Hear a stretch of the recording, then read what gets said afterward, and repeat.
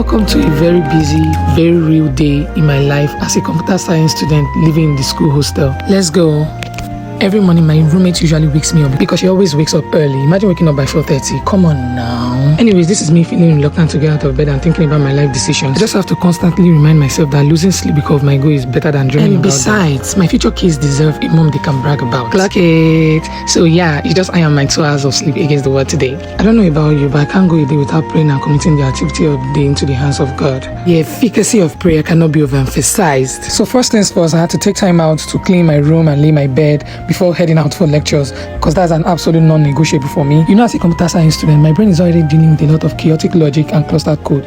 So coming back to a clean room after a brutal day of lectures completely reset my mental space. It's like giving myself a peaceful sanctuary to unwinding instead of walking right back into a second stressful environment. I had to quickly brush my teeth and freshen up, which I obviously did off camera. I had a little yapping section with my roomies. We cannot physically get ready in silence. Never.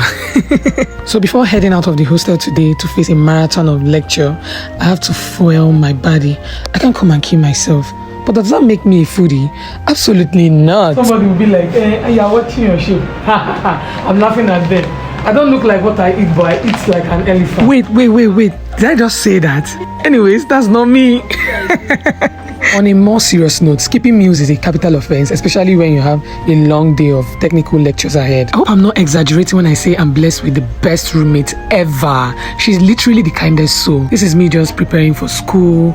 And you know something about our school, Babcock, is that we're not allowed to put on earring, makeup. But yeah, you can make do with just lip gloss as a female, put on perfume, and just look good, basically. It's time for a quick outfit check. I was just trying to keep it comfortable and put together today. Who says female software engineers do not care about the aesthetics? I do.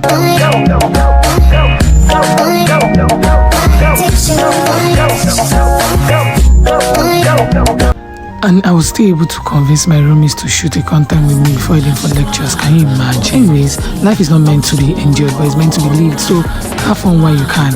Clock it. I and my roommates, we headed out for lecture number 1, looking all good with our bags packed, laptop fully charged, about to face the madness of today. First lecture actually started off strong. I learned about Nigerian culture and the Ibuku art. I don't really like history classes, but I actually enjoyed this lecture. Maybe because of the story behind it, or for the fact that Ibuku is a place very close to my hometown. I don't know, but just something about the lecture. I feel excited. And straight into lecture number 2. No breaks, just pure coding logic, algorithm, and trying to keep up with the professor's slide. At this point, my brain was fully engaged. By the time lecture number 3 hit, the universe decided to test my limits because it was time for mathematics. I was trying to solve complex formula, calculate matrices this late in the day, and had my remaining brain cells fighting for the absolute life. At this point, my eyes were literally glazing over, and the numbers on the board started to look like a completely different language. A few moments later. The second that math class ended, I decided to go on a quick lunch break because your girl was literally at the verge of fainting. And besides, staring at the screen for too long will definitely make you question your life choices. Babcock University is a university owned by Seventh-day Adventist Church, and if you know them, you will know that we don't eat meat in school, so we just solely rely on egg and protein gotten from plants like tofu and beans. It's a good buy. So immediately after the lunch break, I had to quickly rush over to the last lecture of the day, which happens to be web design. No time to waste because this class moves fast. And dynamic entry it was because our lecturer dropped a massive bombshell. We were given a major project to build a web application, either mobile or desktop, specifically designed to solve real-world problems in our country, Nigeria. We were immediately split into groups and expected to brainstorm ideas and come up with a viable solution right then and there. The catch? Each group leader had to stand up and present our concept in front of the entire class that very day. While the presentations happen on the spot, the actual web application solution to the problem has to be built and submitted a week from that day.